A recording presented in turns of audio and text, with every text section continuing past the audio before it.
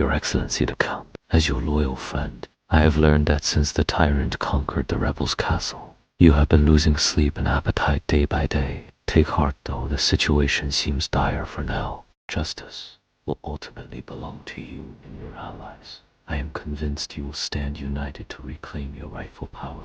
But given the current circumstances, I urge you to prepare for the worst. Your confidant told me the resistance Alliance is considering the most direct and desperate measure against the tyrant: assassination. As your truest friend, I stand ready to summon experts in this field at any time. Throughout the ages, regicide has been no rarity, though assassination is a shadowy act. People have often resorted to it out of anger, hatred, or insoluble conflicts. The motives behind killing kings are as varied as they come. Let me share some intriguing examples to ease your mind. Top of the list, love scandals. They're juicy gossip for everyone, from royalty to peasants. In 1196, Ivanko, a Bulgarian Bojar, assassinated Emperor Ivan Azan. Rumor has it, Ivanko had a long hidden affair with the emperor's sister-in-law. When the emperor found out, he vowed to execute the woman for disgracing the family. But his wife persuaded him to punish Ivanko instead. The fatal mistake. The emperor warned Ivanko of his punishment in advance and summoned him to his tent for sentencing. So Ivanko hid a sword in his robe and struck him down. The tale's authenticity is doubtful, and I suspect the Byzantines bribed him, as he married a Byzantine princess after fleeing. Next is even more absurd: the Connaught Chronicles of Western Ireland tell of King Aidua Concobar, a heartthrob who drew women's eyes everywhere. In 1228, when he visited Geoffrey de Moresco, the English justiciar, Geoffrey sent a maid to attend the king's bath. Her husband, consumed by jealousy, burst in and stabbed King Aid in the tub. The chronicle claims Geoffrey's son incited the carpenter to kill, but the truth is lost to time. Dying in a bath is a pitiful end for any king. In the north, a gruesome assassination unfolded when nobles, clashing with King Eric of Denmark or feeling scorned by him, conspired to kill him, bribed his servant Rain for intel. In winter 1286, the king got lost hunting and rested in a church barn. The nobles, disguised as Franciscan friars, attacked at night and stabbed him 56 times. Legend says King Eric died miserably in that barn. I imagine your palms are sweating by now. You are a knight of honor, but for the nobility's dignity, your alliance must prevail against the king. If you do consider assassination as a last resort, ponder these points first. 1. Minimize. Leaks will taint your reputation, letting vultures seize your power and wealth, turning wavering allies against you, and inviting church condemnation. Lifting all risks, but too few people means scarce manpower. Balance is key. Ensure your executor is trustworthy. If the mission fails, they must stay silent. If not, well, you know the alternative. 2. Explore all avenues first. Only commit to assassination if military. Breakthroughs or powerful allies fail too. Tip the scales in negotiation. I will aid you in seeking other solutions. 3.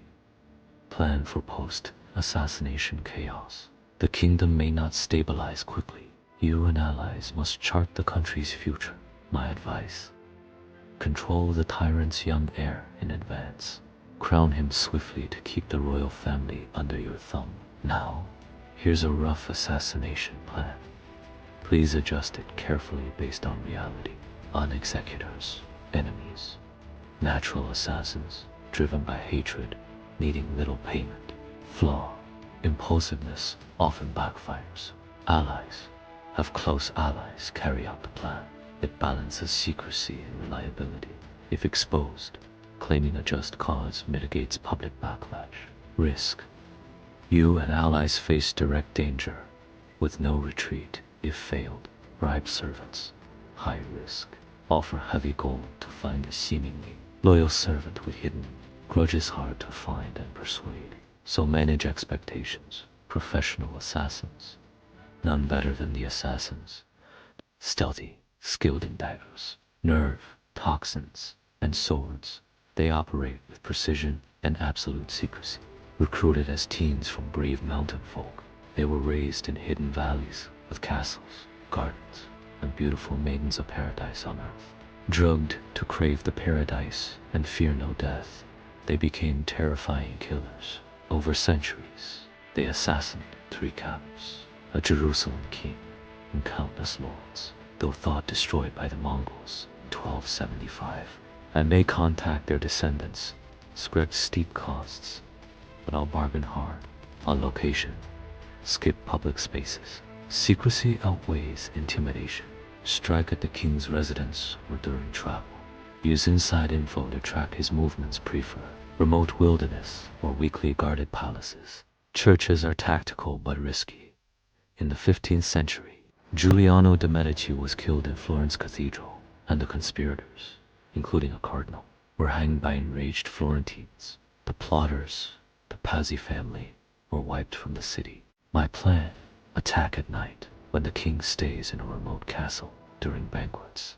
Take the example of King Philip of Swabia, assassinated in 1208, in his lodging after Anisa's wedding. Caught off guard, intelligence, says the tyrant, will attend a wedding abroad in 2 weeks. We can strike when he returns to his chamber after the jousting tournament. On methods, swords and bows are simple, yet effective. Confirm the kill with melee weapons. Poisons and traps are unreliable. Frederick II of the Holy Roman Empire survived multiple attempts, as did many English and French kings. Even if poison reaches their plates, insufficient dosage renders it useless.